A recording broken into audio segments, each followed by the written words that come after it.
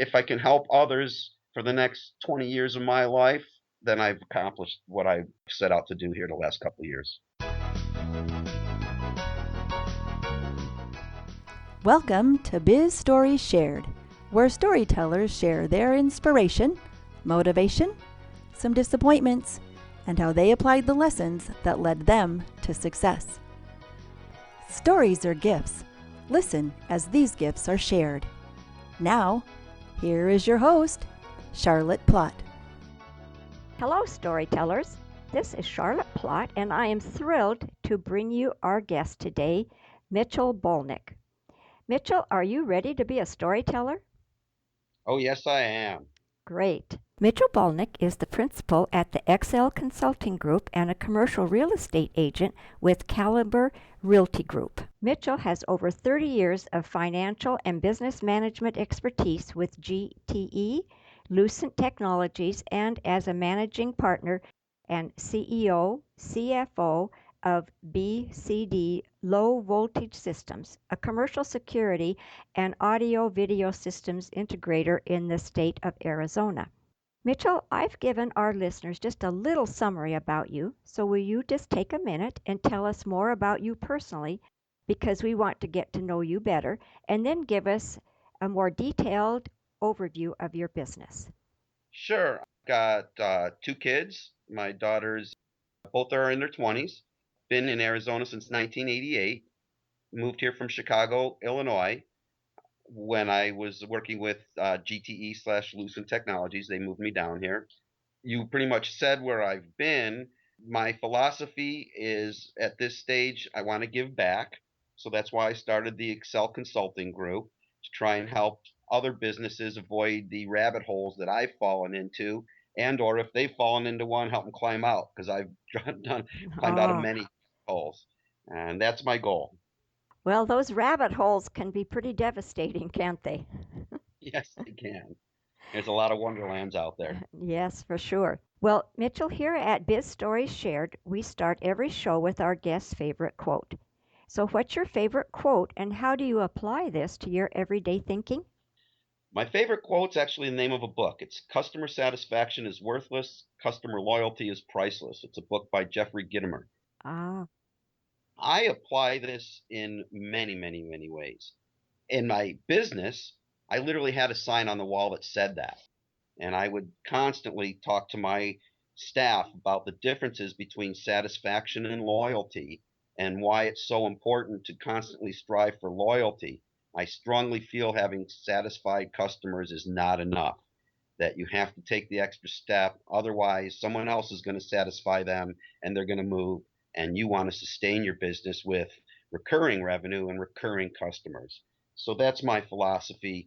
And I apply it every day of my life, whether I'm helping somebody out, just interacting with people. I keep that in mind all the time. Mitchell, you've shared some of the many facets of your life, being in business, teaching, and helping to keep people out of those rabbit holes. Along the way, you probably have had some failures. So I want to ask you to tell us one of the times that you just didn't get the results that you set out to achieve. You failed. Will you tell us that story and, most importantly, the lessons that you learned? Well, I originally was going to tell you about my business. I bought my business in 2005 and I sold my business in 2013. And always felt like I had failed because I sold my business. But over time, I realized that that wasn't a failure. Actually, it's one of my success stories because I was able to sell the business and keep everybody employed. But really, I think what my biggest failure has been, or one that I'd like to share with you, is that because I felt like I had failed, I believe that my recovery from selling my business and getting on with my life was delayed. And I look back and I say to myself, if you failed in anything, it was how you reacted when things started going south. Not so much going south in the business, but after I sold it and I was now out of the business, I believe that strong leaders pick themselves up and move on. That's the lesson that I've learned. I was worried because I didn't really want to go work for somebody else. I didn't want to go start another partnership. I had just been through a 10-year partnership that didn't go very well, but I needed to figure out something to do. And yes, I was motivated, but I was dragging my butt, considering myself a failure. And you can't do that. You got to move on. You got to pick yourself up and you got to get going. And I've done that and I'm very proud of myself. But if I had any one thing that I had to look back on and say I failed, it was that one time in my life where I just wasn't 100% motivated to get to the next level. Well, thank you for opening up and sharing that story. Sometimes it's hard to relive those painful moments, but it seems like sometimes you've been working hard and you're going so hard, and we need to allow ourselves some time to grieve maybe, or just to relax and have a different venue or to look at. So I'm glad that you realized that it wasn't a failure. It was just some time that you needed personally to take a deep breath and then see what your next steps were. So thank you for sharing that. And I hope that you did learn some lessons and that helps to keep moving you forward. Thank you for sharing. What I want to do now, Mitchell, is to go to the other end of the spectrum. Let's talk about a time in your journey when you had an aha moment, when you became aware of the new path that you wanted to travel. So take us to that moment when you had that light bulb go off and take us through the steps that you took to turn that idea into success. I'm going to go back a little further in my career. I grew up in a time where people actually went to work for a company and stayed there for their whole career Yes. and retired with that same company. Being my age, I'm 54 years old. My company was GTE, General Telephone, one of the largest companies in the country, got purchased by Lucent Technologies, one of the largest companies in the world at the time, $40 billion company at the time. And then they laid us all off. I always thought if you worked hard and did a good job, and especially, were smart and personable, that was going to be what you needed to do to be successful. And then all of a sudden, one day, I get laid off.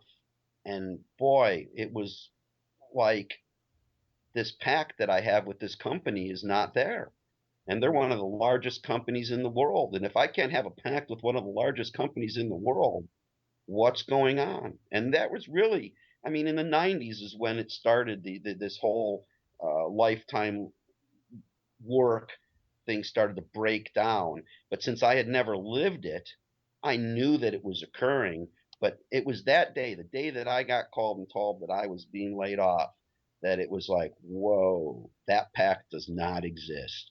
That was my big aha. And what I did is I decided I wasn't going to go work for another big company. I was going to find something to do on my own. And my prior boss at Lucent and I went and bought a company and ran it ourselves. And we tried that avenue. But that was a big aha. It made me realize what all the kids today are facing. It's not a fun thing because when you start off and get hired by a company and you have the feeling that this is it, this is my life, and you pour everything into that, that's a real comfort that now no longer exists for people. That really it has changed, hasn't it? There's no more 50 years with a company and getting a gold watch and retiring. And so it has had to open up the opportunities for entrepreneurs such as you just to take that big step and keep growing and sometimes it can be so much more rewarding, don't you think? Absolutely, absolutely. Well, I'm going to ask you to bring us to the present time and ask you to share your proudest entrepreneurial moment. I would have to say my proudest entrepreneurial moment was when I sold the business. Everybody that was working for me at the time still had a job. I had never missed a payroll in 9+ years, and cash flow was definitely an issue during that time period. And I had built a family, not just a company. And looking back, that's what I'm most proud of. I think I wrote a blog the other day on Alliance's site, and it was about how in America, 80% of the people work for small businesses, and it's the people who take that opportunity and leap of faith, I'll call it, to start a business and then take the responsibility of employing people. That's a huge responsibility. And that's what makes America great. And I'm very proud to have been and still be part of that. And I'd say that was probably my proudest point in time is when I sold that business. I felt that I'd actually accomplished something. Well, that really is a very powerful story, Mitchell, because that is what keeps America growing. And the entrepreneurs nowadays are the movers and shakers of this company. But kudos to you for achieving that because you had said that earlier that when you sold the company, you still had jobs. Those people that worked in that company still had jobs. You didn't want them to have to go through the misery that you did when you got laid off. And to have never missed a payroll with during those rough times, that's a very big accomplishment. So I commend you for it, and you deserve to be proud of those times when you um, succeeded in those things. So good for you. Thank you. Well, Mitchell, people really want to hear stories like yours, how you are growing and making your business a success, how your business helps others to thrive. So tell us one thing that is really exciting you in your business right now. I'm going to continue that theme. There was a time in my life, probably 15 years ago, where I thought that America was like Rome. We were crumbling, that someone else was going to take over the leadership. And I've changed that. I've had a 160, 180-degree turn in my thinking. And it's because I just see that entrepreneurial spirit here in the United States, and it excites me. Here in the Valley, going to things like alliances, and I'm at Sky Song, ASU Sky Song. I'm mentoring there. Just seeing that entrepreneurial spirit has convinced me that no, that America's going to be the place to be for a long time to come, and that no one's going to take over our role when it comes to the economic power within this world. And it's because of that spirit, and that's why I'm doing this consulting, and it does. It really excites me. I think you probably can tell that from my voice. I can tell that from your voice. And I remember seeing, it was probably on Facebook, these signs that said, I built this business. And Yeah. that's the entrepreneurial spirit that really is growing and thriving and I am so excited just like you are about it. It's wonderful times. Well, Mitchell, what is the best business advice that you have ever received? Listen. Ah, I'm not a very good listener, or I haven't been. It's something I've worked on. I'm kind of like an alcoholic, except I go to listener alcoholic or listeners anonymous. But I've learned that not just listening, being interested, engaging, showing the person that you're interested in what they are saying so that you absorb it and you understand it and you understand where they're coming from, because you can send a message, and I work with my clients on this all the time. You can send a message to somebody and you may think they received that message, but it is your responsibility to ensure that that listener is receiving the message in the way that you want them to, and that they understand it the way you want to. The only way you can do that is to listen to them and understand how they absorb information and how they take things on and what their level of knowledge and understanding and ability is.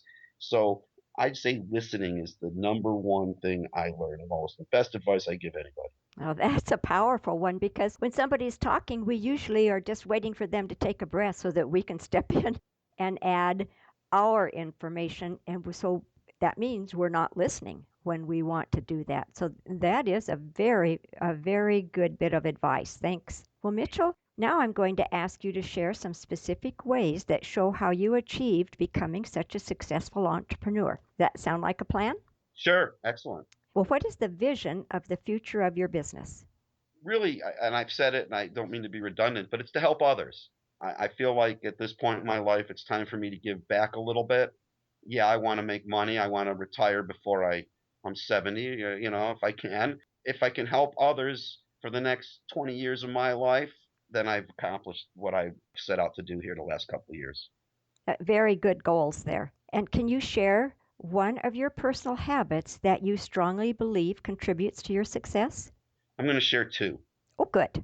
One, I fully believe honesty and integrity are number one. If you don't have honesty and integrity in your business dealings and in with every dealing, not just business dealings, then you're giving something away and it's something that you own. You're born, I believe, with 100% integrity.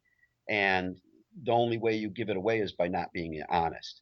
The other personal habit I have is a philosophy I got from a group I joined called BNI, and it's giver's gain. And it's Mm. it's more about what I was just saying, that the more I can give, the more I will gain, whether it be business and I get monetary gain from it through revenues into my business, or if it's just a personal satisfaction that I've now helped somebody.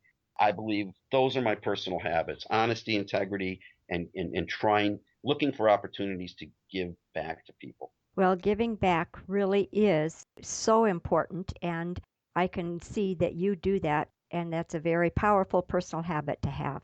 Mitchell, now would you tell us if you have an internet resource to share with our listeners which helps your efficiency, like Evernote or an app?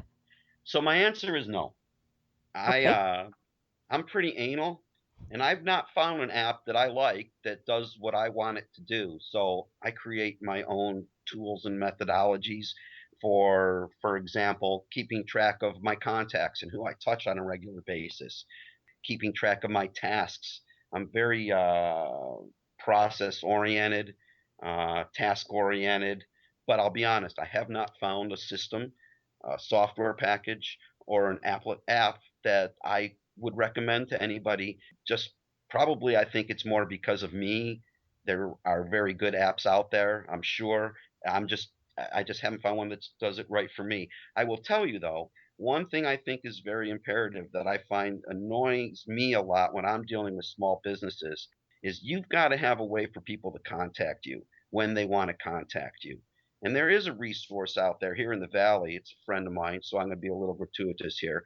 It's called Back Office Betties. And basically, what they do is they're there to answer the phone. They'll act like they're part of your business. They won't act like an answering service so that the person thinks that they're contacting your assistant.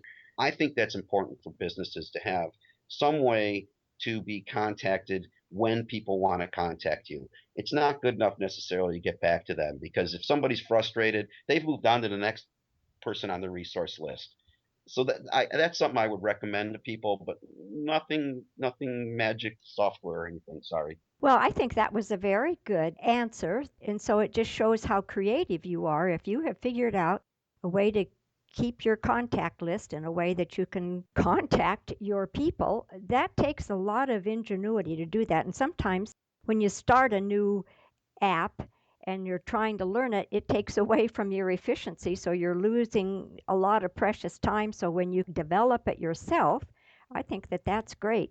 So you don't have to take the ones that are and only use those that are out there provided for us. And I think that was really great of you to mention that company, and it was Back Office Betty's. Yep. That sounds good. Well, thank you for sharing that. And storytellers, you'll find the link to Back Office Betty's in the today's show notes of today's episode at bizstoryshared.com/Mitchell Bolnick. Excellent. Would you describe for us who are perfect referrals for your business? Those would be business associates or clients the listeners know who would benefit from doing business with you. Well, the easy answer is anyone who wants to start a business. I'm very good at helping people build business plans. I got an MBA in finance, so I'm very financially oriented, and I believe very much that to start a business, even to run a business, you have to have a business plan.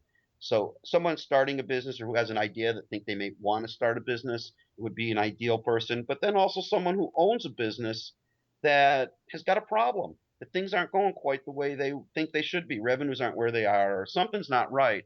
I'd love to dig into it and help them figure out what it is and how to fix it.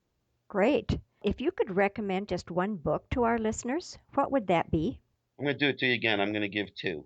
Good. One is the book that I started off with, which is Customer Satisfaction is Worthless and Customer Loyalty is Priceless Right. by Jeffrey Gibbs. And the other one's an old book, Think and Grow Rich by Napoleon Hill.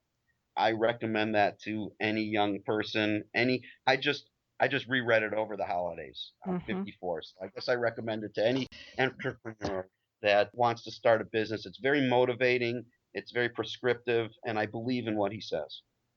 Yes, he certainly lays it all out there for us, doesn't he? Yep. Well, Mitchell, I have truly enjoyed listening to your journey and the stories that you've shared. So, would you please share with us how we can get in touch with you and any other resources that you want us to have? And then we'll say goodbye. Sure. My website is www.theexcelconsultinggroup.com, and you can also find me on LinkedIn, Mitchell Bolnick. You can go to www.alliances.com. I'm one of their subject matter experts, and you can link up to me there, click on the discussion groups, and start a discussion with me. Great, thank you. Well, again, thank you for being so generous with your time, expertise, and experiences. And listeners, you'll find links to these resources and everything that we've been chatting about in today's episode by going to bizstorieshared.com/Mitchell Bolnick. Thank you again, Mitchell. Goodbye for now. Bye. Bye. Thank you so much. You're so welcome. Give the storyteller some love. Go to bizstorieshared.com, click on the iTunes button, and give a 5-star review. Thanks.